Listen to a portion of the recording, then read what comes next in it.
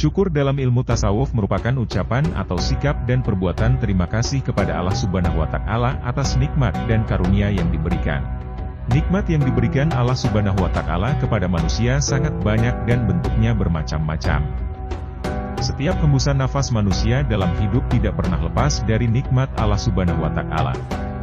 Agus Susanto, dalam bukunya dengan judul Takdir Allah tak pernah salah menceritakan tentang kisah hati yang bersyukur pada zaman Nabi Musa. Suatu hari Nabi Musa didatangi oleh orang miskin dengan pakaian lusuh dan compang-camping. Si miskin berkata kepada Nabi Musa, "Wahai Nabi Allah, doakanlah untukku agar Allah Subhanahu wa Ta'ala menjadikan aku orang yang kaya raya." Nabi Musa pun tersenyum mendengar permintaan itu. Beliau berkata, "Saudaraku, perbanyaklah bersyukur kepada Allah Subhanahu wa Ta'ala." Si miskin tentu saja terkejut. Dengan kesal ia berkata, "Bagaimana aku bisa bersyukur, sedangkan kondisiku seperti ini?" Akhirnya si miskin meninggalkan Nabi Musa dengan perasaan kecewa. Di kesempatan lain, ada orang kaya yang juga menghadap Nabi Musa. Dia berkata, "Wahai Nabi Allah, tolong sampaikan kepada Allah Subhanahu wa Ta'ala agar aku dijadikan orang miskin sehingga aku tidak terganggu dengan hartaku."